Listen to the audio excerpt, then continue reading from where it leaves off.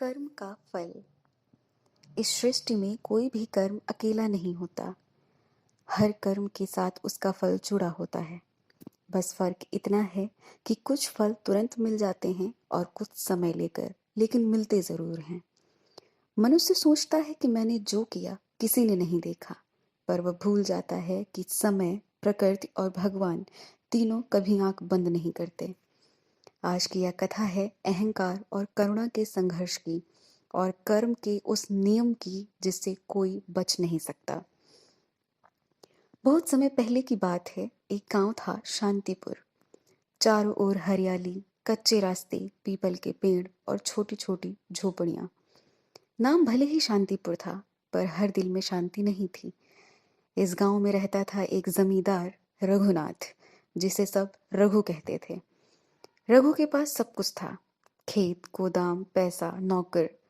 पर जो उसके पास नहीं था वह था दयालु हृदय। रघु बहुत चालाक था। वह लोगों की मजबूरी को अपने फायदे में बदलना जानता था। किसान की फसल सस्ते में खरीदना, गरीबों को उधार देकर भारी ब्याज वसूलना, मंदिर में दान केवल दिखावे के लिए। वह अक्सर कहता था कि दुनिया भावनाओं से नहीं अकल से चलती है, धर्म कर्म सिर्फ कमजोरों के लिए है। जब कोई उसे समझाता तो वह हंस देता। अगर भगवान सब देखता है तो सबसे अमीर मैं क्यों हूं। लोग उससे डरते थे, इसलिए चुप रहते थे। गांव के दूसरे छोर पर एक छोटी सी झोपड़ी थी। वहीं रहती थी सीता माई। पति का देहांत हो चुका था।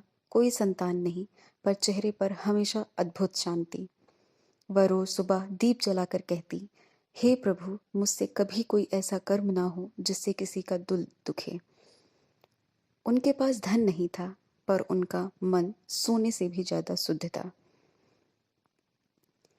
एक वर्ष की बात है। आसमान रूठ गया, बारिश नहीं हुई, धरती फटने लगी, खेत सूख गए, गांव में हाहाकार मच गया, भूख फैलने लगी।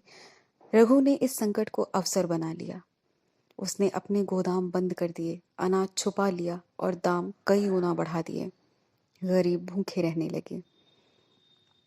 एक दिन सीता माई रघु के दरवाजे पहुंची।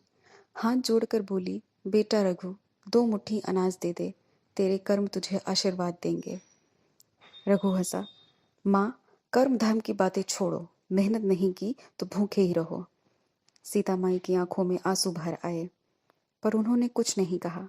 बस मन में बोली, हे प्रभु, इसे समय पर सद्बुद्धि देना। और एक बार समय ने अपना रुख बदला। गांव की हालत में सुधार आया। लेकिन किसी के लिए अगर समय खराब आया तो वो था रघु। उसके गोदाम का अनाज सड़ गया, नौकर एक एक करके चले गए, रघु गंभीर बीमार पड़ गया। अब वही रघु चारपाई पर पड़ा पड़ा पानी के लिए तरसता था। गांव वालों ने कहा, जिसने हमारे दुख में पीठ फेरी, आज हम क्यों जाएं उसके पास। रघु पहली बार अकेलापन महसूस कर रहा था। उसे आत्मबोध हुआ। उसने सपना देखा। सपने में एक तराजू था, एक पल्ले में उसके कर्म, दूसरे में उसका जीवन। अहंकार, लालच, क्रूरता भारी पड़ रही थी। वह घबरा उठा। पहली बार बोला, हे भगवान, मुझसे बहुत बड़ी गलती हो गई, मुझे माफ कर दो। अगली सुबह सीता माई आई, हाथ में थोड़ी सी खिचड़ी लिए। बेटा, आज मेरे कर्म का फल तेरे सामने है। रघु फूट फूट कर रो पड़ा। उसने सीता माई के चरण पकड़ लिए और बोला, माँ, आज समझ आया, कर्म कभी पीछा नहीं छोड़ते। समय में परिवर्तन आया। रघु को प्रायश्चित हुआ। वह धीरे धीरे ठीक हुआ। उसने गोदाम खोल दिए, गरीबों से माफी मांगी, सेवा का मार्ग अपनाया। अब वह कहता था, कर्म बीज हैं और जीवन उसका फल। मीठा चाहिए तो कर्म भी मीठे बो।